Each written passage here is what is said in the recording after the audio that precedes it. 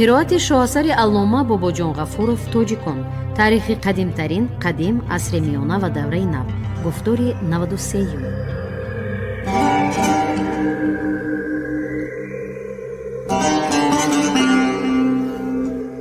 اثر تاجیکان شعله‌ای بود که به صحیفه‌های تاریک و فراموش گشته تاریخ ملت تاجیک روشنی انداخته، پدیده‌های خودشناسی و افتخار ملی را تکمیل داد. پرزیدنت جمهوری تاجیکستان امام علی رحمان.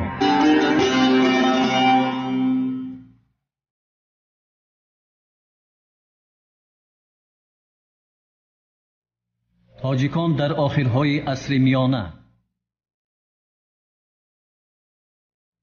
مدنیت مادی و معنوی، بناکاری و معماری. در عصر 16 بناکاری خیلی اوج گرفت، خصوصا ساختمان بناهای معماری، خواجگی و مدنی و معیشی وسعت زیادی پیدا نمود که این یکی از جهتهای خاص این دوره به شمار می رود. در بسیار شهرها و راههای کاروانگرد کوپرک‌ها، سردابه‌ها، کاروانسرای‌ها، حمام‌ها و تجارتخانه‌های با حشمت ساخته شدند. دیگر عمارت‌های محتشم از قبیل مدرسه، مسجد، مقبره و خانقاه نیز به وجود آمدند. اگر به این همه آن بناهای سرشماری را که در آن وقت ساخته شده ولی تا زمان ما نرسیده اند و فقط در وقفنامه‌ها و دیگر منبع‌ها ذکر گردیدند علاوه کنیم، آنگاه دایر به وسعت فعالیت بناکاری در این عصر تصورات پرره حاصل می شود. بناهای نو از همه بیشتر در بخارا و اطراف آن ساخته شدند. بی مبالغه گفتن ممکن است که سیمای بخارای آخر عصر میانه را محض عمارت‌های در عصر 16 ساخته شده معین می کنند. در همین دوره دیوار نوی شهر که مساحت آن وقت خیلی وسعت یافته آن را احاطه می نمود به وجود آمد. در آخرهای عصر 16 عبدالله خان دو برای خاطر شیخانی با نفوذ و دولتمند جویباری تمام املاک بزرگ آنان را به حدود شهر داخل نمود. از این رو مهمترین خصوصیت‌های صنعت معماری عصر 16 بیشتر در عمارت‌های بخارا تجسم یافتند. اگر سینتزی تمایل‌های عنعنوی و نوین خاصی ساختمان مسجد و مدرسه ها باشد، در بناهای جمعیتی موقع اساسی را تمایلی نو اشغال می نماید. در بناکاری های عصر 16 از جهت نقشه‌کشی و طرح‌ریزی جستجوهای جالبی به نظر می رسند. خصوصا گنبد و قبه ها خیلی زیبا و متناسب ساخته شده، با حجم و تعیینات بنا موافقت کامل پیدا کردند. در ریختن طرح عمارت خیلی دور شدن از قالب‌های عنعنوی مشاهده می شود. از آن عصر چند نقشه حقیقی عمارت‌های گوناگون به دست رسید که ظاهراً به لایحه نمونوی مانند است. در بین آنها لایحه خانقاه هم هست. بعضی بناهای خانقاهی در عصر 16 ساخته شده از این لایحه نمونوی فقط در جزئیات طرح خود فرق می کرد. ولی یک عمارت خانقاه آخر عصر 16 در فیض‌آباد از جهت حجم و طرحش تماما نو می باشد. در دو طرف پیشاروی عمارت ایوان‌های دراز قبه‌دار ساخته شده‌اند که در شرایط اقلیم گرم آسیای میانه وظیفه گرفتن پیش بادهای تفسان را ادا می‌کردند. مثال دیگر مدرسه عصر 16. نقشه مدرسه خیلی پیشتر به وجود آمده رسمیت پیدا کرده بود و بعضی مدرسه های عصر 16 اساساً همان را فقط تکرار می‌کردند. طرح مدرسه های دیگر از لایحه عنعنوی تفاوت جدی داشت و بیشتر به جهت‌های عملی اساس یافته بود. معماران امکان زیاد کردن مقدار حجره ها و به وجود آوردن منزل های یاری رسان را جستجو می کردند. از این نقطه نظر مدرسه میر عرب و علل خصوص مدرسه عبدالله خان در بخارا جالب دقت می باشند. طرح مدرسه عبدالله خان خیلی مورد توجه است. اندرون مدرسه حولی راستکنجه مقرری است که اطراف آن را در 2 طبقه حجره ها احاطه کردند. در میان جای 4 طرف آن 4 ایوان ساخته شدند که به نظر مقرری می نمایند، اما در عمل 2 تای آنها به کمپلکس های جداگانه منزل های علاوگی پیوسته اند و ورودگاه دارند. یکی از این کمپلکس ها حولیچه درونی است که 8 گوشه داشته، بالایش با گنبد پوشیده شده است و اطرافش را حجره ها احاطه کردند. مقدار عمومی حجره های مدرسه عبدالله خان 2 از نقشه مقرری خیلی زیاد است. تکامل تدریجی آرایش و نقش و نگاری پیشتاقها و روی دیوارهای اساسی بناها نیز بسیار جالب توجه می باشد. در صنعت معماری نیمه اول عصر 16 عنعنه‌های عهد تیموری حالا ادامه داشته مرحله های نوی ترقیات خود را به سر می بردند. خاتمکاری رنگ و برنگ قیمت و پرزحمت خیلی وسیع به کار برده می شد. خشت‌های کاشنکاری مثل عصر 15 با نقش‌های زیبا و رنگ‌های متناسبی کبود و سفید و نیلابی همانا اساس آرایشات بناها به شمار می رفتند. سفال تخته‌های سیرداری پایین دیوارها با نقشبندی‌های نفیسی زرین زیب داده می شدند. نقش‌های برجسته زرندود و نیلابی با اصول کندل در نهایت نفاست و زیبایی کشیده شده هر بیننده را مات و مبهوت می ساخت. چون این طریق آرایشات را ما در یادگاری های بخارا از قبیل مسجد کلان، مدرسه میر عرب، مسجد بلند و مسجد حاجی زین الدین، در مقبره سیونجی خان تاشکین، مدرسه عبداللطیف سلطان، کوک گنبز، در اوراتیپه و غیره نیز دیده می توانیم. مخصوصا مسجد بلند و مسجد حاجی زین الدین با نقش و نگارهای نهایت زیبا و مجلل خود کس را به حیرت می آورند. مثلا تمام دیوارهای مسجد بلند با تصویرات رنگ و برنگ آراسته گردیدند. در اینجا سفال تخته های میناکاری با نقش های زرین زینت یافته، خاتمکاری های نفیسی شکل های مرکب و نقشبندی های کندل را می توان دید. در نیمه دوم عصر 16 حسن ظاهری عمارت های با شکوه تغییر می یابد. اکنون وسیله های نسبتاً ارزانبها و کم زحمت آرایش به کار برده می شود، اما از این چنین بر نمی آید که در جهت بدیعی هنری معماری تنزل رخ داده باشد. هنرمندان گلدست توسط ارزانترین واسطه ها شاهکاری های حیرت انگیزی به وجود می آوردند. از جمله این شاهکاری ها گنبدهایی می باشند که فقط در نتیجه به شکل کاج چیدن خیشت به خود صورت زیبایی گرفته در نظر بیننده مثل یک ستاره سیرقیره مشعشع نمودار می شوند. اکثر وقت آرایش گنبدها توسط ساختن گوشه های یک لختی گجی و با خشت‌های مقرری صیقلی پر کردن بین آنها تأمین می گردید. ماده اساسی زیب و زینت داخلی بناها را گچ سفید و رنگه تشکیل می کرد. اصول استفاده از آن گوناگون بود. بعضاً گچ را به دیوار 2 بار می مالیدند. دفعه اول گچ رنگه، دفعه دوم گچ سفید. سپس در روی گچ سفید هر نوع نقش ها می کشیدند. در موردهای دیگر به دیوار اول گچ سفید مالیده آن را با تصویرها آرامی دادند و پس از آن گنج رنگه را به شکل نقش‌های کندکاری روی کش می کردند.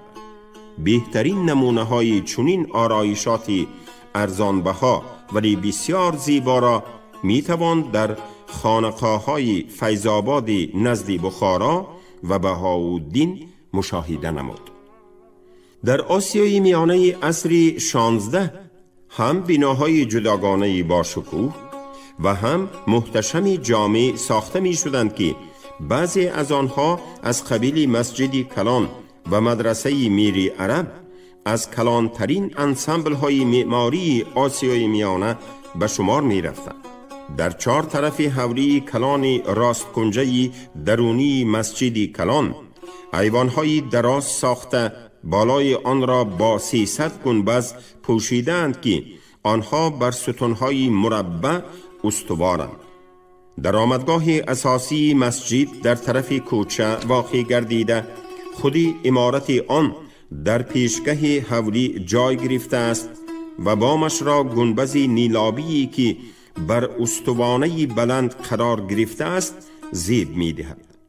مدرسه میر عرب که روبروی مسجد کلان واقع است نسبتاً خردتر می باشد، ولی بین مدرسه و مسجد از جهت طرح و ساخت تناسب کامل خیلی ماهرانه به دست آورده شده است. مدرسه روی صوفه بلند بنا یافته، طرف پیش آن با برج‌های کلان کنجی جسیمتر گردیده است.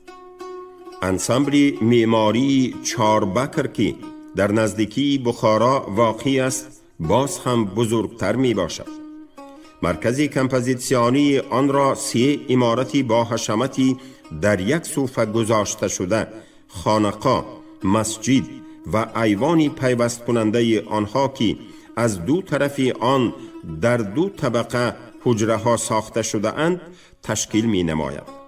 در این مجموعه عمارت حولیچه های نیز هستند که در آنها دخمه های خانوادگی با تعدادی زیادی سنگ های روی قبر واقع گردیده اند.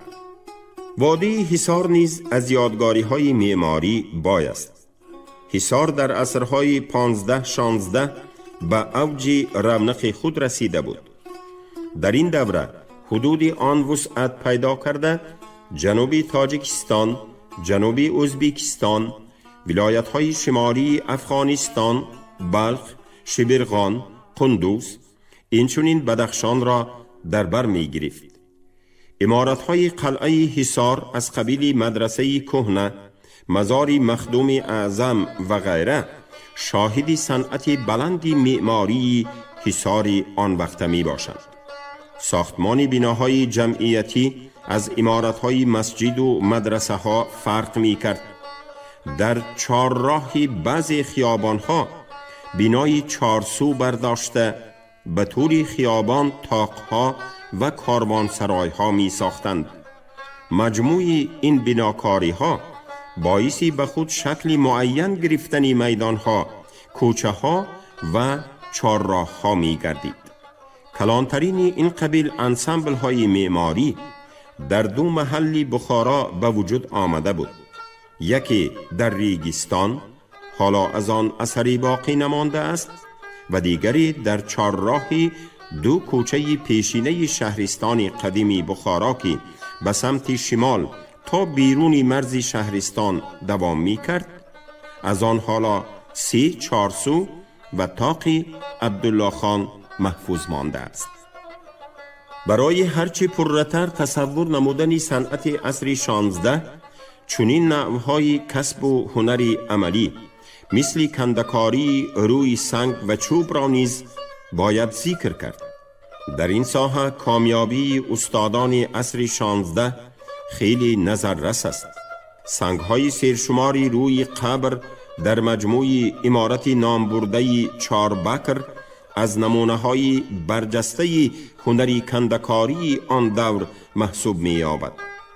این سنگ‌ها با کتیبه و نقش و نگار آرایش یافته، گوشه‌های آنها به شکل ستونچه درآورده شده است. بعضی سنگ‌های روی قبر به خود شکل خردی مقبره قبه‌دار را گرفتند. بهترین نمونه های کندکاری روی چوب، حکاکی سقف مسجدی بلند در چند از مدرسه ها و غیره می باشد. در عصر 16 آرایش بدیعی کتاب های دستنویس به درجه بلند رسیده بود. کتابخانه هایی که در درباری بعضی سلطان ها موجود بودند، در عین حال وظیفه کارگاه کتابت و آرایش دستنویس ها را ادا می کردند.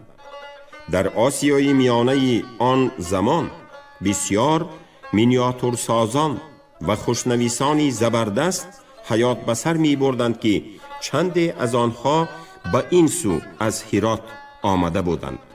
مقدار زیادی دستنویس هایی که در عصر 16 خوشنویسانی محلی کتابت کرده اند و مینیاتور سازانی آن دور زینت داده اند به زمان ما رسیده اند. در بین این خوشنویسان و مینیاتور سازان کسانی هم بودند که با استعداد و قریحه عالی خود شهرت جهانی یافته از ممتازان زمان به شمار می رفتند. بعضی محققان به چنین خلاصه آمدند که مینیاتوری آسیای میانه در عصر 16 دارای مکتبی مستقلی خود گردیده است. پیش از همه پوگاچینکووا این ادعا را مفصل تر، هرچند که فکر و عقیده های وی جهت های بحث طلب نیز دارند، بیان نموده ضمناً ترقیات این مکتب آسیای میانگی مینیاتور را به چند مرحله تقسیم کرده است. مرحله اول تا سالهای 40 عصر 16 دوره همزیستی دو رویه، یک گروه مینیاتور سازان به عنعنه بهزاد پیروی می کردند. گروه دیگر رویه اندکی دیگر را پیش گرفته ظرافت را کمتر و مختصری را بیشتر می پسندیدند و آفریده های آنها بیشتر جنبه اتنوگرافی داشت. خصوصیت های این رویه را بهتر از همه مینیاتورهای فتحنامه می توانند توصیف نمایند. اثر به وصف کارنامه های شیبانی خان بخشیده شده، کتابت آن در ابتدای عصر 16 به وقوع پیوسته است. مینیاتورها با مضمون هر فصل و واقعه های معینی تاریخی موافقت دارند. در آنها سیمای یک قطار شخصان تاریخی از جمله خود شیبانی خان هم تصویر یافته است. تمام جزئیات زیست، لباس و جهازات کاملا واقعی عکس گردیدند. در آنها آمیزش مدنیتی مقیمی و صحرایی واضح و روشن به نظر می رسد. تصویرات دیگر اثرهای تاریخ نیز به همین منوالند. مورد عجابت است که در تاریخ ابوالخیر که در عصر 16 تألیف یافته است، اگرچه بیان واقعه ها فقط تا عهد ابوالخیر خان دوام می کند، اما مینیاتورها مدرنیزاسیون شده اند. لباس ها، جهازات و جزئیات زیست صرف نظر از زمان وقوع حادثات به عصر 16 منسوبند. در این دوره پروسس ایجاد بدیعی اساساً عبارت از همین بود که مینیاتورهای هرات نهایت مفصل آموخته و از آن نسخه برداری کرده می شد. حتی چنین حادثه های معلوم که رسامان آسیای میانه از رسم های دوره های پیشینه هرات بعضی منظره ها و بعضی کمپوزیسیون های تام را عیناً کوچانده می گرفتند. یکی از چنین کمپوزیسیون های تام که خیلی معمول بود، لوحه هایی می باشند که با نام منظره های تخت پادشاهی مشهور گردیدند. در عین حال در دیگر شهرهای آسیای میانه عنعنه های محلی رسم کشی وجود داشت. مرکزی این عنعنه ها مثلا در سمرقند و تاشکند بود. در رسم های این جایها تأثیر مکتب هرات قریب حس کرده نمی شود. رسامان بیش از همه به تصویر حقیقی واقعه ها و یورش های حربی کنکریت مراق داشتند. در مرحله دوم از میانه های عصر سر کرده در آفریده های بهترین مینیاتور سازان یک نوع آمیزشی این دو سبک به عمل می آید. تصویرهای آنها خیلی نفیس، دقیق و زیبایند، ولی برابر این در اینها تحلیل پسیخولوژی، مضمون اجتماعی و موضوعات ژنری تا رفت موقعی بیشتر اشغال می نماید. در این مورد به تصویر سیما نیز اهمیت داده می شود. یکی از برجسته ترین نمونه های آثار این مرحله دستنویس شاهنامه فردوسی می باشد که تصویرات آن به کلک استاد مشهور مینیاتور محمد مراد سمرقندی تعلق دارد. صحنه های محاربه در تصویر او خیلی زنده، پر از حرکت و نهایت هیجان انگیز برآمدند. او به موضوعهای اجتماعی هم رو آورده است. از این جهت مینیاتوری که در آن شورش کاوه آهنگر تصویر یافته است جالب دقت می باشد. این دوره سالهای 40-70 عصر 16 یکی از پرثمرترین دوره های صنعت مینیاتور نگاری بود. گرچندی در صنعت رسامی پایتخت شهر بخارا اندک تأثیر مکتب هرات حس کرده شود، هم رفتی عمومی انکشاف صنعت مینیاتور نگاری دلالت می کند که آن در جستجوی راه و اصولهای به خودش خاصی رواج و رونق بود. یکی از نمایانترین رسامان این دوره تشکل مکتب نوی مینیاتور نگاری محمود مذهب بود. این رسام در اساسی طلبات مکتب هرات ایجاد کند هم در عین حال در آثارش همان تغییرات و دیگرگونی به نظر می رسد که خودی وی با این صنعت داخل کرده بود و یا تأثیر عنعنه‌های نوی محلی به شمار می رفت. ایجادیات استا عبدالله نام رسامی زبردست به انکشاف صنعت رسامی بخارا خیلی تأثیر رساند. نقش و طرح و سراب رسمهای این رسام نهایت نفیس و ظریف و موزون و مناسب بوده. تابش‌های رنگ با مهارت حیرت انگیز کار فرموده شده اند و در ساختن کمپوزیسیون هم این رسام نهایت زبردست بوده است. مینیاتورهایی که تا به روزهای ما رسیدند دلالت می کنند که عبدالله پیروانی بیشماری داشت و آنها با استاد خود تقلید می کردند و از وی نسخه می برداشتند. ایجادیات محمد چهره محاسن و دیگر مصورانی زبردست نیز در همین دوره جریان یافته به پایه های بلندی انکشاف خود رسیده است. خصوصیتی به نظر نمایان عصر 16 در آفرینش پورتریت عبارت از این است که مینیاتور سازان دیگر از تصویر شرطی پادشاه دست می کشند. پورتریت های آفریده آنها پادشاهان را ایدئالیزاسیون نمی کنند. در آنها کوششی نه فقط در حد امکان مینیاتور به طور واقعی نشان دادن قیافه شخص، بلکه همچنین عیان ساختن کیفیت روحی آن احساس می شود. ظاهراً جلال الدین یوسف که او را زین الدین واصفی بارها یاد کرده است در آفریدن پورتریت شهرت زیادی کسب کرده بود. او کاریکاتورهای خوب هم ایجاد می کرد. باید تأکید نمود که هنگام مصور کردن آثار نظم و نثر کلاسیکی حتی در حل موضوعهای دائمی به صورت قالب در آمده هم هنرمندانی زبردست هرگز از آفریده های پیشینیان نسخه برداری نمی کردند، بلکه در این مورد هم با ایجاد خود روح تازه داخل می نمودند.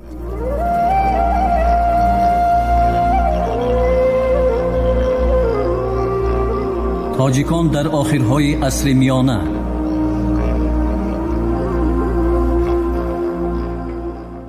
ادبیات بدیعی و تاریخ نگاری تاجیک در عصر 16.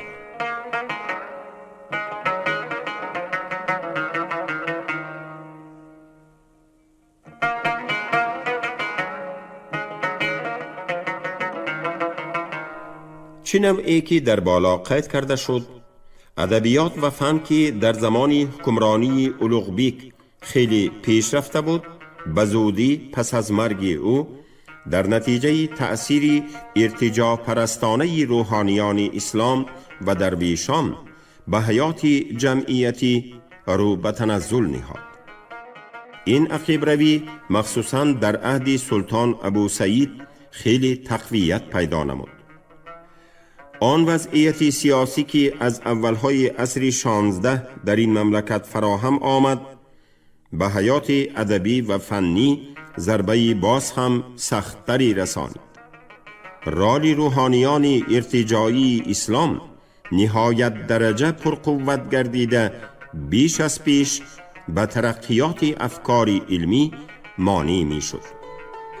در نتیجه این هرات از اولهای عصر 16 همچون یک مرکز مدنی خلقهای آسیای میانه اهمیت خود را از دست داد. نمایندگان علم و فن، ادبیات و صنعت به هر طرفی مملکت پراکنده گردیدند. اگرچند در نیمه دوم عصر 16 شهر بخارا همچون مرکز مدنی سر برداشته سال از سال شماره مدرسه ها زیاد گردید، لیکن در این مدرسه ها اساساً علم های دینی آموخته می شدند.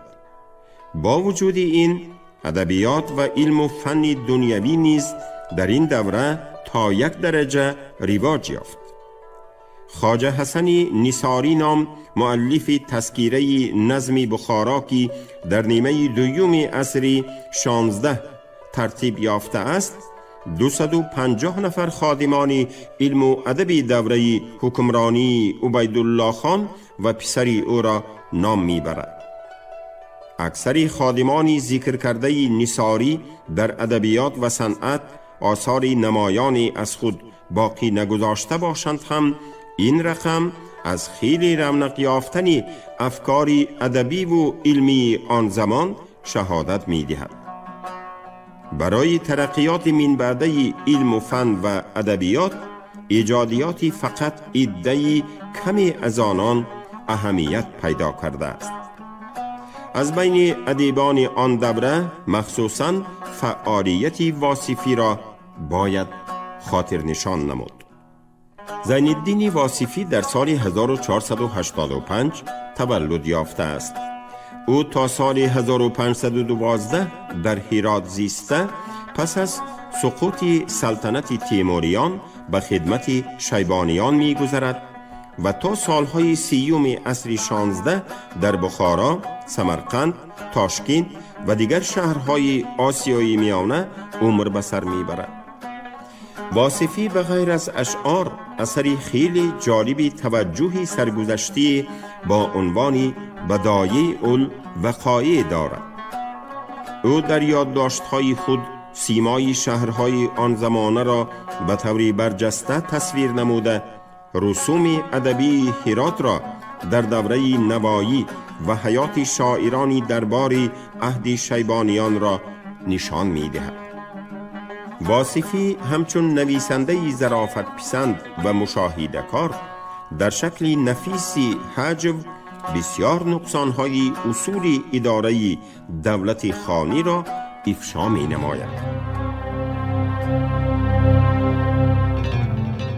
شما گفتاری 93 را از کتاب علامه باباجون غفورов تاجیکان شنیدید. عبدالرشید خوجمخولov خان، کارگردان شیرعلی نغزلی.